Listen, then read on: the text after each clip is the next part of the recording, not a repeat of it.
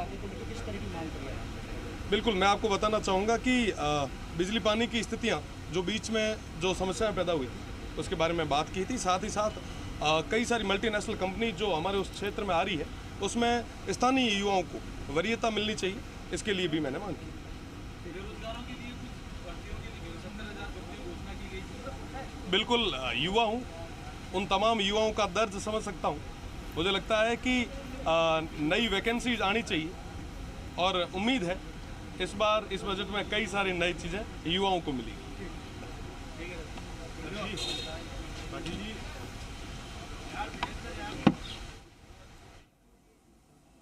तो एक एक करके तमाम नेता पहुंच रहे हैं, तमाम विधायक पहुंच रहे हैं और उनके रिएक्शन भी हम आपको दिखा रहे हैं।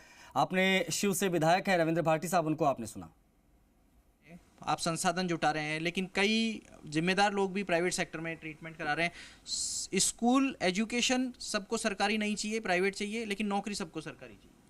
नहीं, ऐसा नहीं है। आप देखिए, जो राजस्थान छोड़ के गई थी कांग्रेस पार्टी की गहलोत सरकार, उस राजस्थान को वापस विकासशील राज्य में लाने के लिए जिस तरह से आपने देखा होगा एक अंतरिम बजट आया जिसमें हमने अपना विजन पेश किया भारतीय जनता पार्टी की माननीय भजन लाल शर्मा जी की सरकार ने, उसी तहत आप देखिए ये सर्वांगीण विकास का बजट होगा, समावेशी बजट होगा। इसमें ना केवल आधार पिछली सरकार के बजट पर आपकी ये रिएक्शन नहीं थी, आप तो उसको झुनझुना बता रहे थे।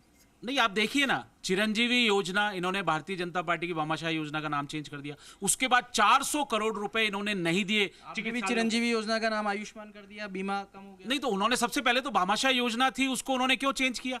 हमने जो केंद्र की योजना है आयुष्मान भारत योजना, जिसने पूरा हेल्थ इंफ्रास्ट्रक्चर को चेंज कर दिया देश के, उसके नाम पर रखी गई है। हम किसी चापलूसी या गुलामी के नामों पर नहीं चलते हैं। हम जो वास्तविक जनता का कैसे विकास हो, और जो बात ये कह रहे थे स्वास्थ्य विभाग में कि माननीय चिकित्सा मंत्री जी ने अगर इलाज कराया है, आरजीएचएस की दवाइयां जो राजस्थान के अंदर मिल रही थी उससे 10% दवाइयां नहीं मिल रही। माननीय प्रवक्ता मुझे मुद्दे आप सत्य बात कहें, हम राजस्थान प्यारे लाल जी, आप देखिए जो व्यवस्थाएं चरमरा गई थी, स्वास्थ्य व्यवस्थाएं जो गहलोत सरकार ने बेपटरी कर दी थी, उन सारी व्यवस्थाओं को पटरी पे लाने के लिए समय चाहिए और उसके हिसाब से हम काम भी कर रहे हैं। लेकिन जनता की तरफ से हमारा सुझाव है, आप उसका नाम भामाशाह आयुष्मान प्रधानमंत्री कर दो, लेकिन 25 लाख का इंश्योरेंस लोगों को दे दो। नहीं, मैं इसमें एक बात कहना चाहता हूं। आऊंगा आपके पास आऊंगा। 25 लाख में एक का भी अपनी योजनाओं का नाम आपने शुरू किया बदलना। देखिए इनको ये समझ में आना चाहिए कि जो आयुष्मान योजना थी वो सिर्फ एनएफएस से लोगों के लिए थी जो सिर्फ खाद्य सुरक्षा में आते हैं। माननीय पूर्व मुख्यमंत्री अशोक गहलोत जी ने उस योजना का दायरा बढ़ाया और 850 रुपये में हर एक व्यक्ति जाकर उस योजना का लाभ ले सकता था। ये कहते हैं 5 लाख उसका दायरा कर दिया। अगर एक परिवार में 5 लोग हैं और एक व्यक्ति को 3 लाख की जरूरत हो गई तो उस परिवार को बाकी के लिए तो 2 लाख बचा ना। 25 लाख का दायरा होता तो आज हर एक व्यक्ति उस 5 लाख का उपयोग में। लेकिन नाम बदलने की क्या जरूरत थी, आप उसी नाम से दे देते। देखिए आयुष्मान का जो नाम था उसमें मैं आपको फिर कह रहा हूँ एनएफएस है। चिरंजीवी मतलब कि निरोगी राजस्थान। चिरंजीवी तो भामाशाह भी तो सरकार का ही प्रतीक है, उसमें नाम बदलने की बात है। मैं कह रहा हूँ नाम बदलिए, कुछ भी बदलिए, लेकिन उसका जो वो क्वालिटी है, जो उसकी गुणवत्ता है, क्वालिटी तो चिरंजीवी की कैसी मिल रही थी आपको ही पता है, दिल पे हाथ रख के। ये बिल्कुल हमें पता है। हमने इलाज करवाए लोगों के, हार्ट के इलाज कराए, दुर्लभ जी जैसे 25 लाख का फायदा कितनों को मिला?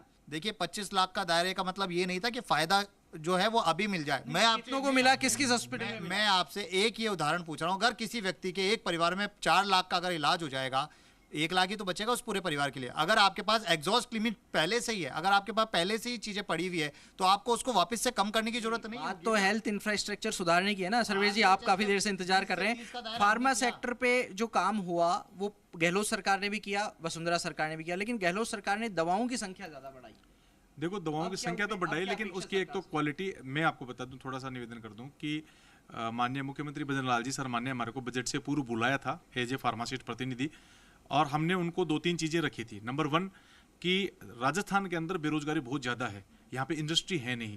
तो मैंने उनसे ये कहा था कि जैसे बद्दी के अंदर आज पूरी फैक्ट्रियां लगी हुई है, तो उन्होंने क्या एक्साइज फ्री जोन किया था, इसलिए वहाँ पे काफ़ी फैक्ट्रियां लगी। मैं चाह रहा था कि कुछ फैक्ट्रियां राजस्थान में भी लग जाए, नंबर 1।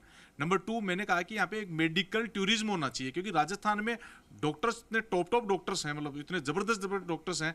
अगर उन सब का इलाज लेने के लिए आज विदेशों से काफ़ी लोग आ रहे हैं राजस्थान में, लेकिन चक्कर क्या है कि राजस्थान सरकार की तरफ से बहुत मिनिमम बजट पे कहीं ना कहीं अच्छी ज़मीन मिल जाएगी। मेडिसिटी की तैयारी भी चल रही है, उस पर भी हम पूरा कर रहे हैं। भाई साहब सरकारें तो तैयार हैं, फोर्टिस को जमीन दे रखी है, 1 रुपए की लीज पे दी हुई है, लेकिन क्या लोगों को उसका फायदा मिल रहा है? नहीं, मेडिसिटी की बात है ये पर्सनली। मेडिसिटी नहीं, और दूसरे हॉस्पिटल्स को भी मिलेंगे, तभी तो हॉस्पिटल्स को जमीन मिलेगी, तभी तो मेडिकल टूरिज्म आएगा ना, तभी तो अच्छे मैं यही तो कह रहा हूँ, मेडिकल क्या लोगों को फायदा दे रहे हैं क्या? देखो, 2-3 चीजें होती है। एक तो व्यक्तिगत आपने लाभ लिया है, वो एक अलग चीज है।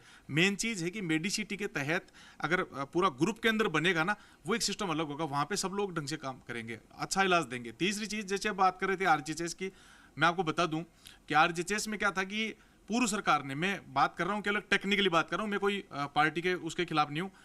आरजीएचएस में जो कर्मचारियों के पैसे काटे गए थे, वो सारे के सारे फ्री योजना में यूज कर दिए गए, उससे आहत हैं। तो उससे क्या है कि पैसा 1 रुपया नहीं है आरजीएचएस के पास में, तो दवा देगा कहां से आरजीएचएस? हॉस्पिटल्स के करोड़ों रुपए के बिल बाकी हैं। उसके लिए तो सरकार जिम्मेदार है ना। कांग्रेस बीजेपी आप छोड़िए, सरकार तो सरकार है ना। नहीं, सरकार है, लेकिन अब सरकार वो जो बजट था हर चीज का, मौजूदा सरकार उस पैसे को कर दे आरजीएचएस में इस्तेमाल। नहीं, पैसा वहां से दिल्ली से आ रहा है, उसके लिए इस बजट के अंदर आ रहा है। ये चीज हमारी इस पे बात हुई थी, क्योंकि हम फार्मासिस्ट है, तो हमारे भी तो पैसे, हमारे जो फार्मेसी समुदाय है, दवाएं हम बेचते हैं। इसलिए आरजीएचएस की जब हम वहां गए तो उन्होंने बताया कि हमारा जो खजाना था, जो कर्मचारियों की तनख्वाह से हमने काटा था, उसको भी इन्होंने यूज कर लिया। मैं मेरी बात कर रहा हूं, मैं सरकार की बात नहीं कर रहा। हमारे जो राजस्थान के अंदर 60,000 मेडिकल स्टोर हैं, उनमें से जैसे मान लो 10,000 के लगभग आरजीएचएस से जुड़े हुए हैं, तो उनके पैसे ही नहीं मिल रहे बेचारों को। तो